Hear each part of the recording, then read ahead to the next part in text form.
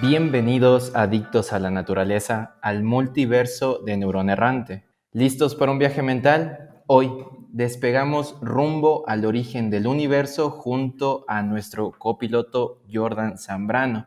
Este amante de la física es un todólogo con todas las letras. No solo es apasionado en el cosmos, sino que también es investigador en sistemas complejos. La próxima semana estará en un congreso con modelos políticos y la semana pasada fue subcampeón de un hackathon. Demos la bienvenida a Jordan. ¿Qué tal, Jordan? ¿Cómo estás? Hola Juan, hola a todos los invitados. Muy emocionado de estar aquí. Más que nada porque después de verlos, en el último podcast que se subió, estuvo muy interesante, muy entretenido, bastante inspirador. Increíble, es un placer tenerte aquí.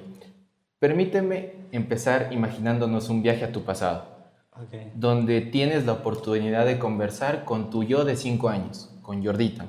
Bien. Y Jorditan te hace una pregunta importante. ¿Por qué decidiste seguir ciencia? ¿Qué le respondes? Es un poco difícil, ¿sabes? Porque estudiar física de mi parte fue tal vez en algún punto un juego de ego, en algún sentido. En este país, el estudio de ciencia, dedicarse a la ciencia, no es algo que se ve siempre, y menos en la costa. En mi ciudad, las personas dedicándose a ciencia es muy difícil encontrarse alguna. Claro. Y de hecho, en toda mi vida nunca conocí ninguna. Entonces, fue un poco como lanzarse al vacío. ¿Sí? Entonces, si hablara con mi yo de 5 años, lo que recuerdo de mi yo de 5 años es que estaba seguro de lo que le gustaba y de lo que no le gustaba. Y las matemáticas resulta que se me estaban muy fácilmente a mí en esa época. Y entonces ya cuando resulta que algo se te da fácil cuando eres pequeño, tus padres tratan de motivarte y llevarte por ese rumbo. Nice. Y entonces yo me iba por ese lado. Sin embargo, tenía una fuerte influencia de parte del área de biología. Mi papá es veterinario y toda mi vida pasé recibiendo clases de bioquímica, biología y cosas así. Pseudo clases, pero algo. Claro. Sabía que había muchas cosas que no entendía, que no sabía, y me gustaba escuchar a mi papá hablar. Siempre lo hacía de una manera interesante, siempre pensé que podría ser un buen profesor. Entonces, sabía que mi camino iba a estar por ese lado. No necesariamente física, porque no la conocía como tal, pero sabía que por algún lado entre ciencias naturales y matemáticas. Por ahí algo se iba a combinar y qué mejor que la física. Sabes, el tema de hoy es asombroso, el inmenso cosmos y nuestra capacidad para entenderlo. ¿Cómo te sientes ante esa maravilla? ¿Cómo te sientes cuando ves la vastedad del cosmos y cómo nuestra mente tan chiquita puede comprender algo tan grande? Es un poco abrumador al principio cuando empiezas a estudiar todo esto. Luego, cuando vas descubriendo cosas, lo primero que te encuentras es, digamos, con el principio copernicano, que básicamente dice que la humanidad no es nada especial en el universo. Nuestra mente podría no ser nada especial en el universo y el universo podría seguir sin nosotros. Eso es lo primero que ya pone en jaque algunos de los planteamientos que tú te haces desde muy pequeño, que siempre tienes presente. Claro, sin duda. Ahora nos sumergimos aún más a un viaje más lejano, ya no al Jordan de 5 años, sino hace 13.700 millones de años atrás. Okay. Cuéntanos, ¿en qué consiste tu investigación? Ok, mi investigación en cosmología habla a breves rasgos de una de las pequeñas partes que se siguen estudiando sobre el origen del universo, sobre de dónde viene el universo. La teoría que más se conoce popularmente es la teoría del Big Bang. Sin embargo, no siempre se conoce que la teoría del Big Bang es una teoría incompleta.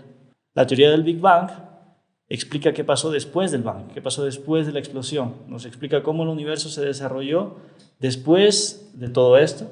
Justo, no nos movamos de ahí para topar mejor ese puntito. En tu tesis hay un término muy picante, la Hot Big Bang Theory. ¿Podrías explicarnos qué es esto de Hot? ¿Existe Cold Big Bang Theory? ¿Qué significa? Sí,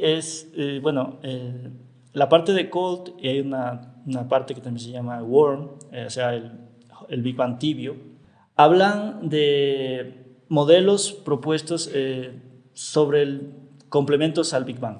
El Hot Big Bang se refiere a la teoría estándar del Big Bang, la teoría que se conocía. De un universo extremadamente caliente. Sí, exactamente, en esa época debía ser fuertes. extremadamente caliente. Pero esta cuestión del cold y del warm ya hacen alusión más a modelos de inflación. Ya modelos que tienen que ver con qué pasó entre el Big Bang, o el inicio, el estallido inicial, y momentos en los que ya podemos utilizar esto de Hot Big Bang. Entonces, la radiación cósmica del fondo de microondas es una de las pruebas más convincentes que respaldan esto del Big Bang. ¿Qué es esto del fondo microscópico? El fondo cósmico de microondas es como la primera imagen que se produce en el universo, entendiendo como imagen algo que cuando usamos una cámara tratamos de capturar los fotones que vienen de algún lado. Se dice que es la primera imagen porque captura los primeros fotones emitidos, que fueron libres, porque antes de este momento el universo era demasiado caliente y las partículas, o las partículas que luego formarían los átomos, estaban ionizadas. Pero ¿qué pasa cuando tienes partículas ionizadas muy calientes? La luz no puede escapar, se ve atrapada. Como no tienes elementos neutrales, todo esto en física o en cosmología se conoce como un estado opaco.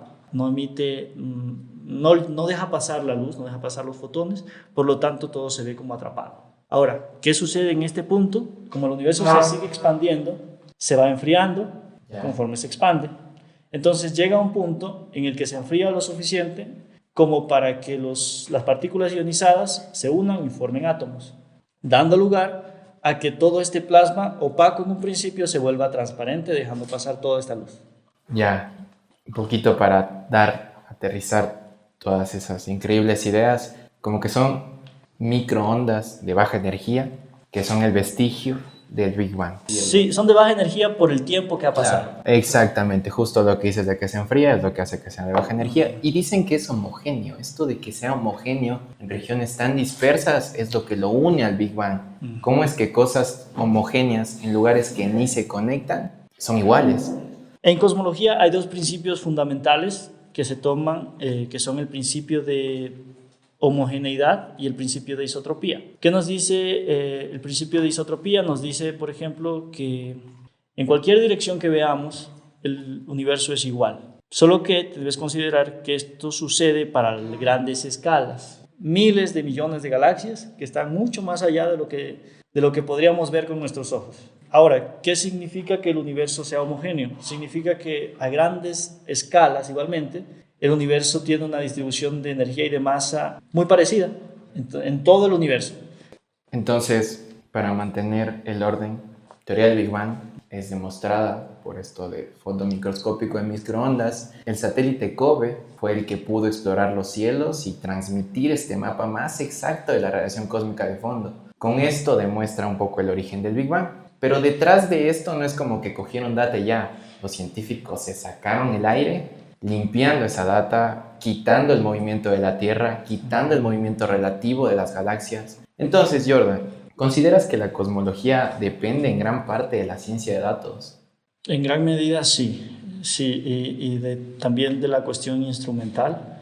La cosmología ha visto muy beneficiada del desarrollo de la cuestión instrumental de equipos. La construcción de estos satélites del COBE, del Planck, ha significado avances tecnológicos impresionantes. Entonces, Cosmo es darse la mano entre ciencia de datos, tecnología de punta y teoría. Y es más complicado incluso porque cuando tienes, digamos, física que puedes hacer experimentos, tú los controlas desde acá. Puedes manipular las cosas, pero cuando tienes algo que ocurrió una vez, hasta donde sabemos ocurrió una vez, y solo puedes medir lo que te llega después de tantas variaciones, entonces la ciencia de datos aquí tiene también un papel un poco más importante que en otro tipo de experimentos. Sin duda, porque cuando recibes el dato es información del pasado. Entonces, o sea, ¿cómo es que te sigue sirviendo la información del pasado para entender el presente? Más que nada bueno, no sé si sabían esta parte. El fondo cósmico se descubrió por accidente. Al principio era ruido, era considerado ruido, un ruido blanco. El nombre que le puso Wilson era caca de paloma en ese momento. Exacto, algo que está sobrando, que no tiene por qué aparecer, pero que está ahí. Pero luego se vio que empezaba a aparecer siempre, hasta que alguien propuso que puede ser un tipo de radiación que viene del espacio. Y a partir de ahí ya viene, de hecho marcó un hito importante en el desarrollo de la cosmología teórica. Tal cual. Justo con eso y con el Big Bang, los resultados eran casi consistentes. La duda no era de la existencia del Big Bang, sino del análisis post-Big Bang. Y aquí es en donde entra la teoría inflacionaria propuesta por Alan Guth. Cuéntanos, Jordan, ¿qué es la teoría de la inflación? Bueno, la inflación, lo principal que hay que entender, por ejemplo, es que el Big Bang tiene algunos problemas. No son problemas de base, pero son cuestiones o condiciones que necesita.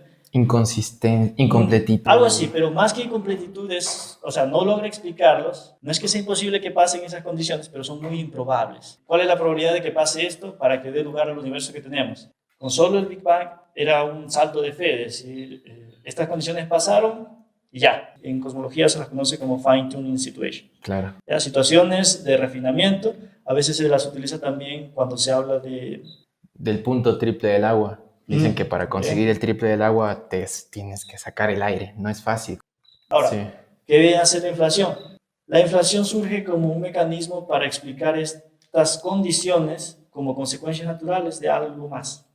Las consecuencias de lo que pasó en la inflación dieron lugar a esas condiciones. Vienen a complementar. A complementar toda la teoría del Big Bang. Los dos problemas más conocidos del Big Bang es el problema de la planitud y el problema del horizonte. En breves rasgos, el problema de la planitud viene de la cuestión de la geometría del universo. Actualmente hay tres posibles escenarios del universo, de la geometría del universo. El universo puede ser cerrado, imaginémoslo como una esfera, digamos. Una Ya, esfera cerrada. perfecto. Un balón de fútbol. Puede ser plano, ya, un plano, imaginémoslo así. Ya. Y puede ser con una geometría abierta, como una silla de montar. Y cada uno de ellos tiene una geometría matemática distinta. Claro. Cuando se lleva a las ecuaciones esto, se resume a un término K, que es -1 o 1, claro, la constante. Ajá. Ahora, las mediciones actuales, ahora, justo ahora el universo, nos dan que el universo es muy, muy plano.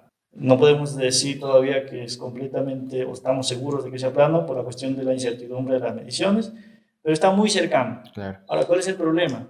Según los resultados teóricos, se ha llegado a la conclusión de que si el universo sería si en principio el universo fuese un poquito abierto, crecería, se volvería muy, muy abierto conforme el paso del tiempo. Y después de 13.000 millones de años, extremadamente abierto. Igualmente si fuese cerrado. Claro.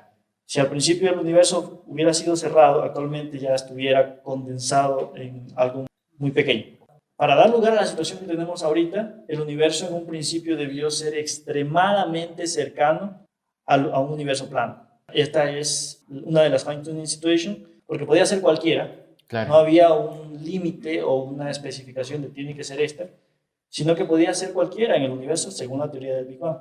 La inflación propone, el valor de planitud se vio atraído hacia eso después de inflación. Las cuentas nos dicen que pudo empezar en cualquier punto del espectro entre cerrado o abierto, pero después de la inflación todo se fue hacia plano. Ya. Como que la inflación lo llevó todo a ese punto. Ahora, ¿qué pasa con el problema del horizonte? Básicamente nos dice que, por ejemplo, si vemos el fondo cósmico de microondas, tú lo dijiste, es muy homogéneo. Sí. Y habían pasado casi 400.000 años. ¿Cómo es posible que después de tanto tiempo, ya con un universo gigante, hay regiones, fondo cósmico, que están muy iguales, que están demasiado lejos como para estar conectadas causalmente, poniendo este límite de velocidad de la luz? Entonces, no es posible que dos regiones separadas de causalidad tengan condiciones tan similares. La única manera era que hayan empezado con condiciones iniciales iguales, casi. Claro. Pero esto también es una fine-tuning situation. Difícil. Muy improbable. La inflación nos dice, como el nombre lo dice, que el universo se infló, es decir, vino de algo mucho más pequeño, en lo que sí podía haber conexión causal. Por eso es que se parecen tanto. Perfecto. Entonces, estamos topando teoría del Big Bang, fondo cósmico, inconsistencias Ujú. y lo que llena estas inconsistencias es la teoría de la inflación. ¿Cuál va primero? ¿El Big Bang?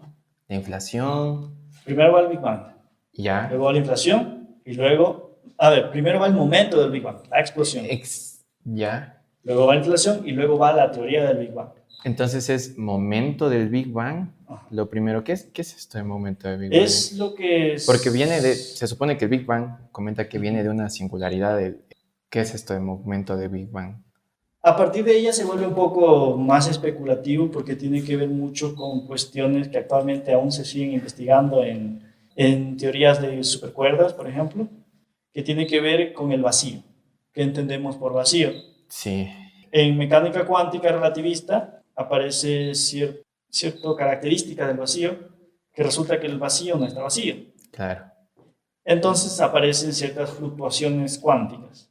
Y no digo cuántica como para que suene bonito, sino porque son cuánticas en el sentido de que aparecen y desaparecen partículas virtuales. Eso, virtuales. En teoría o virtualmente podría aparecer cualquier cosa. Al principio, muchos científicos se reían de esta propuesta que decía que podría aparecer cualquier cosa, que incluso puede aparecer un universo. Wow. Esa es una de las primeras propuestas que se dieron sobre cómo se originaba este Bang. Y decían, o la propuesta decía, que el universo viene de una fluctuación cuántica. Entonces, en este caso, estas fluctuaciones cuánticas eran fluctuaciones en el vacío. Ya, y de ahí. Y de ahí, o sea, esta fluctuación se crea, empieza a crearse una pequeña burbuja, digamos, y da lugar a la inflación. Y de ahí viene, entonces, Big Bang, inflación, Big Bang. Teoría del Big Bang. Pero Lo entonces, que se conoce como teoría de todas las cuentas, lo que se puede hacer, todo lo que se puede conocer sobre el universo con la teoría del Big Bang. entonces, ¿se mantiene el Big Bang hasta ahora?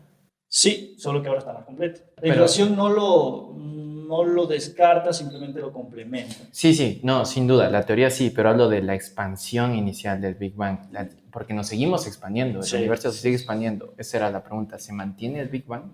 Se mantiene inflándose, se mantiene la expansión del Big universo. Bang. Sí. Entonces es como que hay una interacción, la inflación, que es como un tipo de explosión, y no es cualquier explosión, es una explosión que deforma el tejido espaciotemporal, porque hay explosiones, explotas un edificio y terrible, pero en cambio explotas una estrella y se generan elementos ricos para la vida. Se hace esta explosión de la teoría de la inflación y...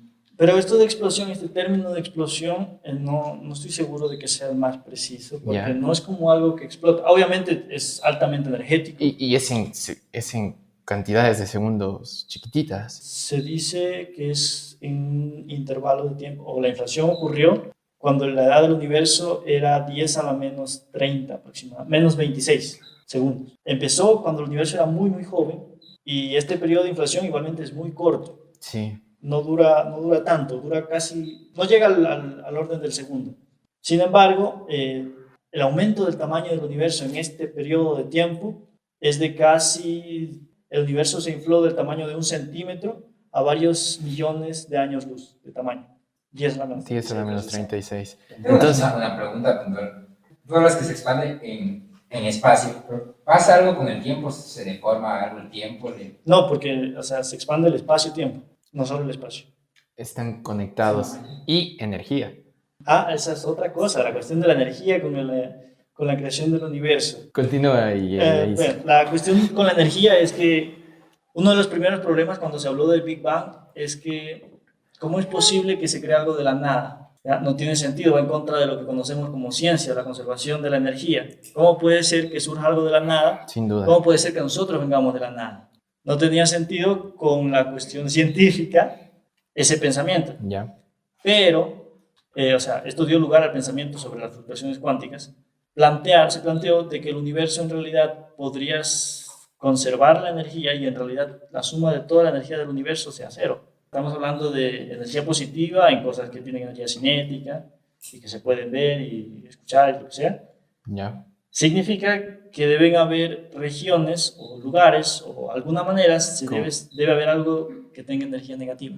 Claro. El planteamiento que se hizo desde el Big Bang fue que la energía negativa se acumula en los campos gravitacionales Entonces, pero es importantísimo esto de la inflación. Lo Sí, sigo viendo como explosión. Tú lo mencionas aquí como fluctuaciones cuánticas y lo cuántico aquí es primordial. O sea, de ahí nace esta idea. Pero vi el libro de Hiperespacio y mencionan esto de la inflación nace de una singularidad. Entonces, esto haría que con cualquier singularidad, cualquier inflación generaría ya no un universo, sino más universos. Entonces, pueden haber multiversos. sí, de hecho, ese es uno de los corolarios de esta visión de ver el inicio como una fluctuación cuántica, es que podrían haber muchas de estas fluctuaciones que dieron lugar a inflaciones de distintos universos.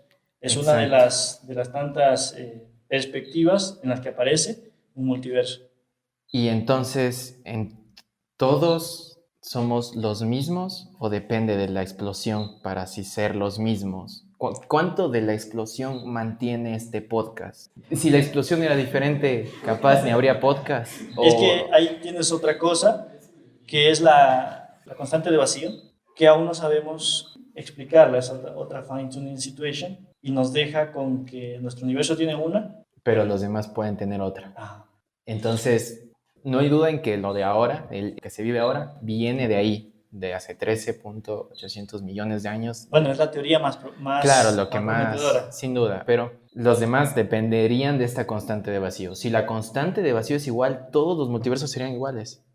Virtualmente, tal vez haya pequeños cambios, pero ese sería como el factor que más conocemos, que es un factor relevante. No sabemos si hay otros factores que puedan cambiar esto. Perfecto. ¿Qué preguntas a ti te dejan no poder dormir sobre estas cosas de la inflación, del cosmos? ¿Qué cosas no te dejan dormir? Mm, bueno, la cuestión más interesante es, por ejemplo, una de las líneas más importantes de investigación es la cuestión de potenciales, ecuaciones que se meten en las ecuaciones más grandes, las ecuaciones diferenciales del universo, que traten de replicar los observables que podemos ver ahora. La cuestión, las observaciones que tenemos ahora no son específicamente las más precisas, lo que nos lleva a que tenemos muchos modelos, todas funcionan, la mayoría Exacto. funciona hasta ahora. Exacto. ¿Ya? Ahora viene otro problema. No solo hay un equipo o una colaboración haciendo observaciones. Hay algunas, una está en Atacama, ahí está el plan que funciona Claro. en el espacio, y resulta que hay Incongruencias. incongruencias en los resultados. De manera que se está creando una nueva tensión en cosmología. La que se conoce usualmente es la tensión de Hubble, que mide el parámetro de Hubble localmente y a grandes escalas, y resulta que da valores distintos, entonces se crea como una tensión de cuál equipo está haciéndolo correctamente, cuál es el verdadero valor. Uy, Ahora, está pasando una situación parecida con los observables de la inflación. wow. O sea, puede haber algo de... puede juntarse esto un poco con cuántica, tal vez. Como de que no es que alguno esté mal, ambos colapsan. No sabría, creo que es Porque, algo mucho más de nosotros en la cuestión de cómo lo estamos midiendo. entonces sí crees que es algo técnico. Me iría más por esa opción. Pero también puede haber la otra. Porque, por ejemplo, cómo funciona la cuántica depende bastante de lo observable y cambia. ¿Por qué Cosmo no funciona así? Bueno, es que ya estamos hablando de objetos o escalas inmensamente grandes. Debería ser más difícil equivocarse si es más grande, pero aún así hay incongruencias, dices. Sí, bueno, es que ahí tiene un poco que ver con las cosas que se toman en cuenta cuando se mide.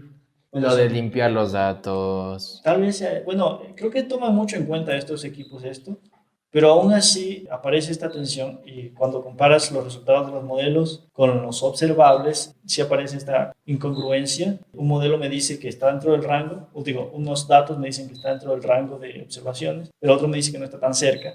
Al menos lo que nos dice esto es que debemos tener más cuidado a la hora de descartar modelos. Se hace más difícil descartar. Justo ahí, volviendo a lo del modelo de la inflación, ¿crees que hay interacciones simples antes de la inflación que generen la inflación? Algo caótico, algo complejo. Sí, sí, hay varias propuestas sobre eso. Uno de los modelos, de hecho, se llama modelo caótico, porque justamente toma una ecuación de tipo no lineal que genera este comportamiento. Y de hecho se ha estudiado de muchas maneras, es uno de los modelos más conocidos en inflación. Bueno, un poquito ya para ir cerrando esta parte, ¿crees que el estudiar lo externo, el cosmos, puede hacer que te entiendas a ti mismo, No creo que sea la respuesta total, pero creo que ayuda en el camino. a entenderte a ti? Sí. ¿En qué? En el sentido, bueno, hablábamos del principio copernicano.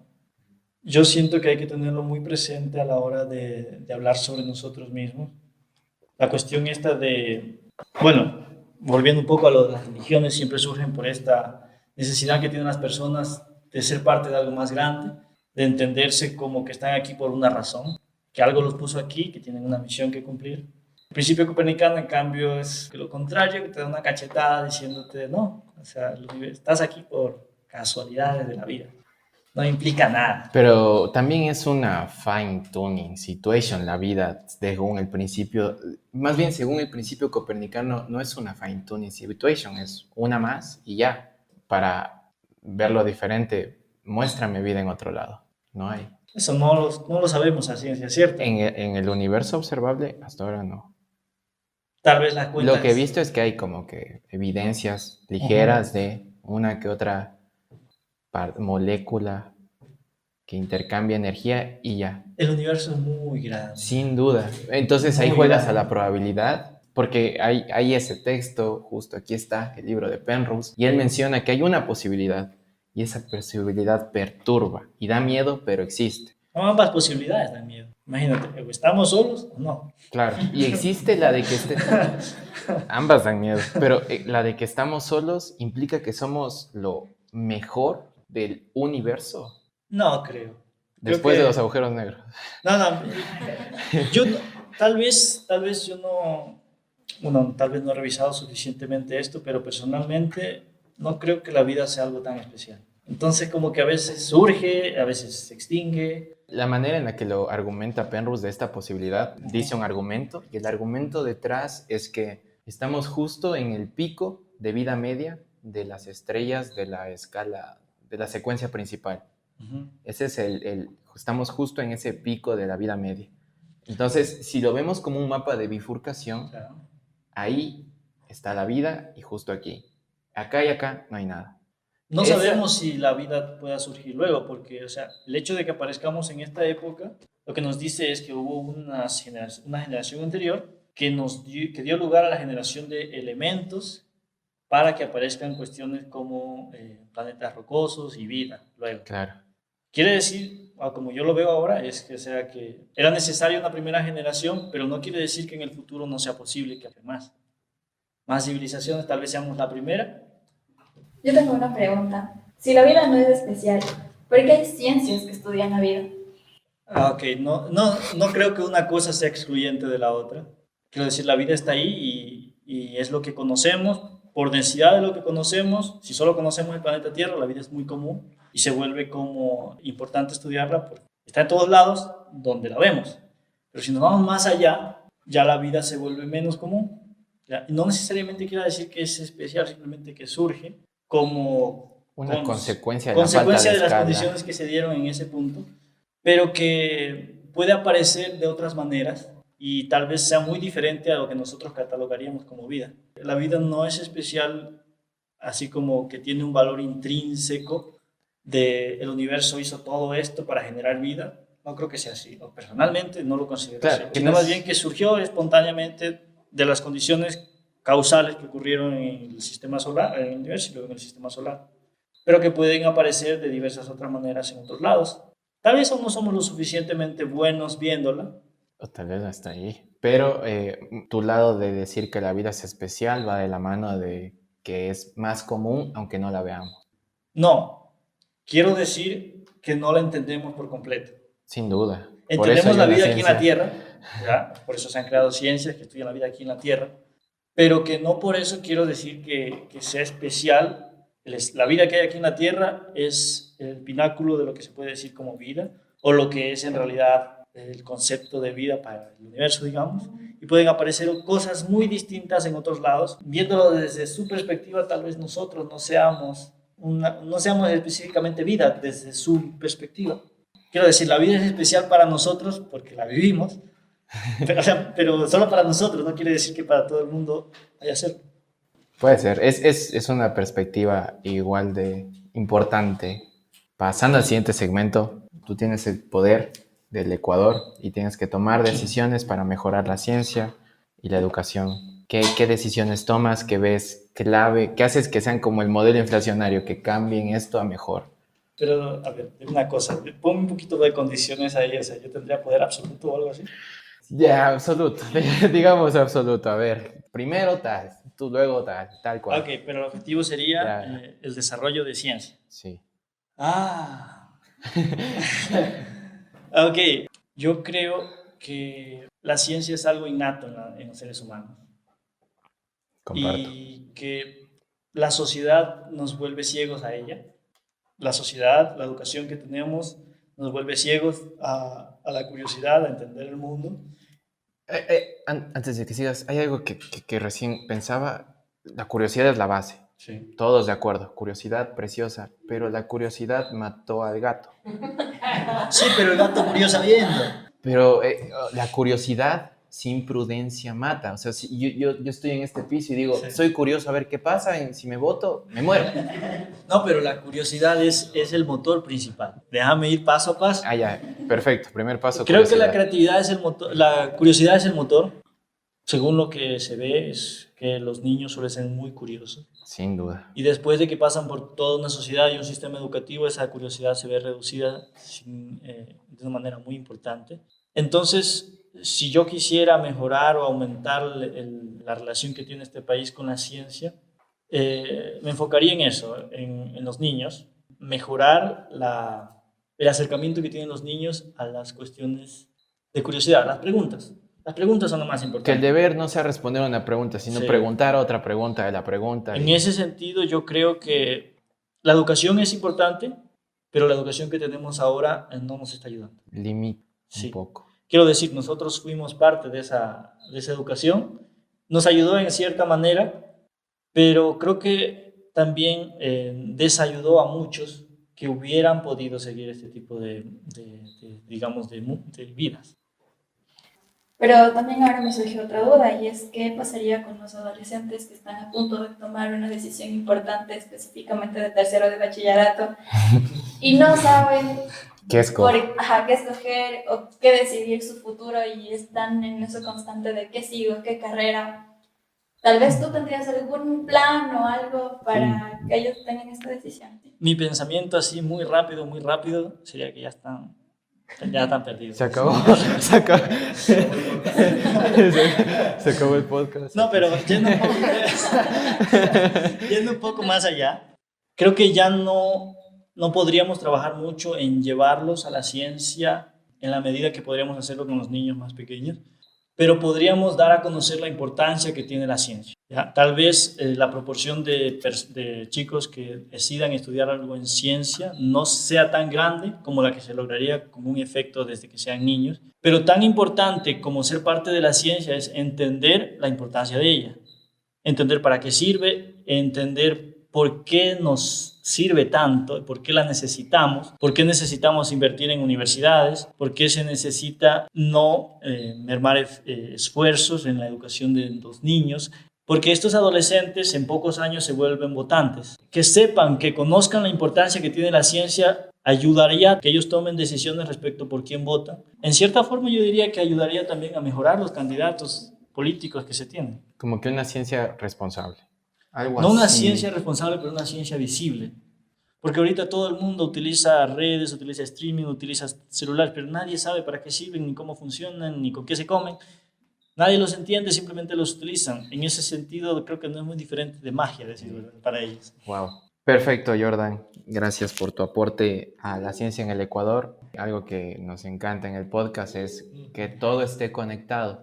Todos los podcasts. Entonces, la persona del podcast pasado te dejo una pregunta que incluso está aquí y te la va a leer. Él va a escoger cuál leerte. Así que, por favor, dinos, Mateo. ¿Por qué hay algo en lugar de que no existiera nada? Creo que tiene que ver con la cuestión de la conservación de la energía en el universo, en la vista del universo desde la perspectiva cosmológica. Habría que definir qué significa algo y qué significa nada. Claro. Pero si la pregunta tiene que ver con cómo es que surgió un universo y no se quedó en nada, yo diría que es muy posible tal vez que desde una perspectiva fuera del universo no haya nada. O sea que hay algo porque tenemos el lujo de decir que hay algo. Sí, o sea, cuando nosotros vemos cosas, vemos algo que tiene que ver con la energía. Pero si visto desde fuera, la energía es cero constante. Claro, entonces para algo que no haya nada, no hay nada, porque tiene el lujo de vivir en la nada. Y los que tenemos el lujo de vivir en el algo, decimos que hay un algo. Ahora, no conocemos qué pasa en estas afueras, digamos, del universo. Tal vez sea como un lugar donde aparecen muchos más universos y en realidad todo está como lleno de burbujitas que son como universos propios. Es un multiverso al fin y al cabo. Claro. Marcos, ¿tiene una idea, por favor? Bueno, inspirado con lo que acaban de decir, que está muy cómico. Zafado. Pues voy a complementar. Entonces, por ejemplo, ya, ¿no es cierto? Tenemos la nada, ¿no? Que está en conflicto de existir y no existir. Una nada Se necesita un podcast de la cuántica. nada. O Sí. sea, ¿No es cierto? un vacío Una nada cuántico que aparece en estas cosas virtuales. Exacto. Y ahora, en esta nada cuántica que no se decide entre existir o no existir, no sé, de repente por una fluctuación cuántica de una energía tan chiquitita, pero así tan chiquitita que ni te creas de lo chiquita que se crea un universo. Se crea un universo con planetas, con soles. ¿Cómo es posible que de algo tan de la nada se cree algo? Wow. ¿No será que a la final ambos son lo mismo? ¿No será que la nada y algo deben estar relacionados? Realmente no existe la nada sin el algo, ni el algo sin la nada. Ajá. ¡No! Wow. ¿Tú qué opinas, Jordan? Yo creo que se le da mucha importancia o se lo considera muy importante a la estructura que surge en el universo. Creo que igual es solo una consecuencia de fluctuaciones al principio y que dio lugares. Como consecuencia, nada especial, sino que surgió así. Pero es que se surgió así. Es que, o sea, no significa que surgió espontáneamente, así de la nada, y ¡puf! En la época de la inflación hubieron estas pequeñas fluctuaciones y que dieron lugar a ciertas diferencias o anisotropías en la distribución. La palabra correcta sería inhomogeneidades, pequeñas, pero que por cuestiones gravitatorias empezaron a acumularse de un lado y del otro, y entonces empiezan a surgir estructuras de aquí Claro. por allá. Y entonces no lo ves y materia se empieza a acumular en un punto y ya tienes una estrella. ¿Ya? Y de la nada explota la estrella. Es una supernova y entonces empiezas a tener una nebulosa planetaria que da lugar a un grupo de planetas ahí. Suenas muchísimo a Feynman. Feynman, siempre que le ponían algo que no entendía, buscaba hasta el más mínimo detalle para explicarlo. Pero aún así le encantaba el universo. Increíble. Entonces, eso ha sido todo. Quisiera dar un agradecimiento especial a mi amigo Jordan, a mi amigo Marcos, a mi amigo Mateo, al dibujante Antonio, a Pablo, a María Belén, a todos, en especial en este podcast a Jordan, que nos recuerda que la complejidad no está ahí solo para confundirnos, sino para mostrarnos las infinitas posibilidades de entender este universo. La próxima vez que vean este cielo estrellado, recuerden que no somos solamente, o tal vez sí, simples observadores, sino que hay un gran espectáculo del que formamos y somos consecuencia. Gracias por acompañarnos. Hasta la próxima y mantengan su curiosidad viva.